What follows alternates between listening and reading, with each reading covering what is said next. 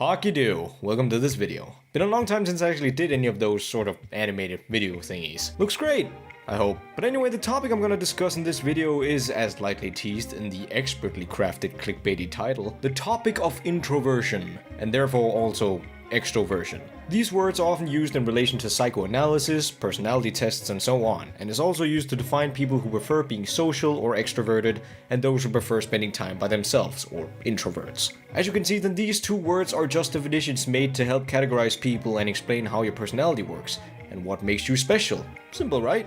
Couldn't possibly cause a ruckus on the internet in any way, right?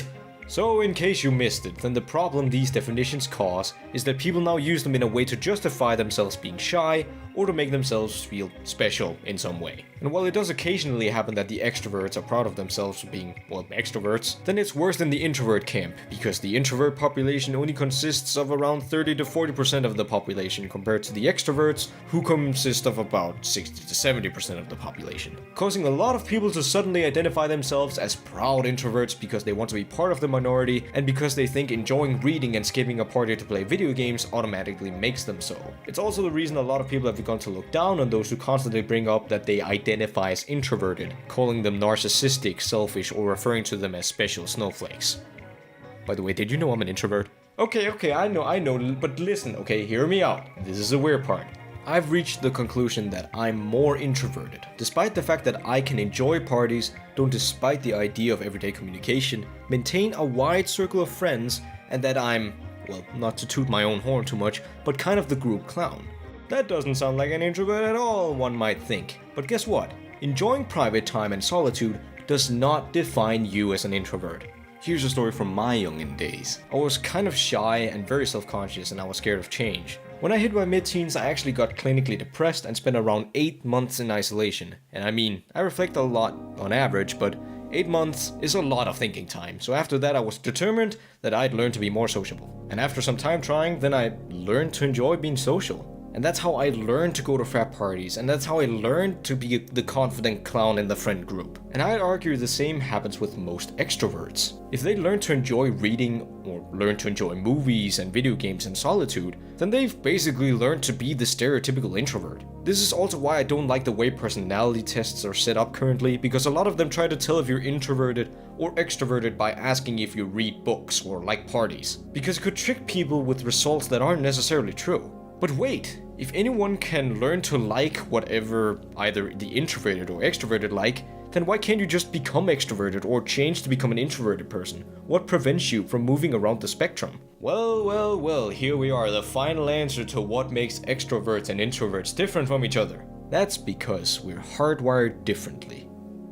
Don't worry, that's not just it. Because a couple of years ago I actually learned what that hardwire is. I was becoming much better at being social, and I started questioning if I was even introverted at all. That maybe I was just a lonely extrovert, or maybe there was more to it. But after trying again and again to do longer social events like sleepovers, late night parties with friends, or even vacations, then I figured out that I get exhausted much faster than others in the social setting. And after some research, I found out this is because of overstimulation. That the main difference in these two types of people is that a really extroverted person needs a lot more stimulation than a really introverted person does. Also allowing for the extrovert to mentally recover or relax in an environment that would be draining to the introvert. And if these two people try to switch lives, then the extrovert would get really bored and the introvert would get very exhausted. It's an unchangeable part of how our brain functions, so we can't change it. That's what I meant by hardwired, by the way. It's also why I'm guessing...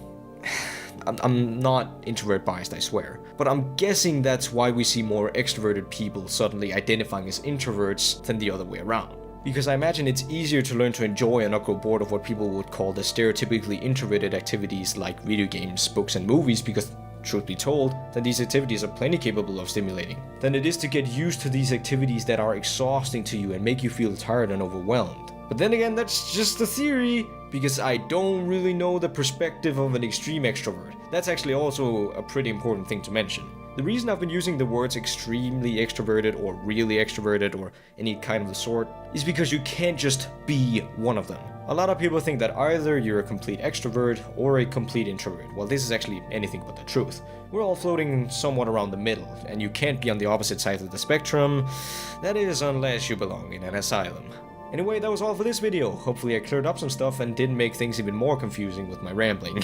Remember, this is all just based on my own opinion and actually not that much research, because I actually disagree with the way a lot of these websites approach these definitions. Dictionaries say introverted means shy person, which I don't think is true at all, since we know that extroverts can be shy as well. And I think instead of being a fancy description of a lifestyle, then these words should actually be used to describe these hardwired types of personalities that are quite important to know about, especially if we're talking psychology. But once again, anyway, I'm just rambling. If you have any extra thoughts, like I said, something wrong or anything, if I missed anything, then please feel free to write in the comments. I'm just really interested in seeing how other people's experiences make them think about this topic.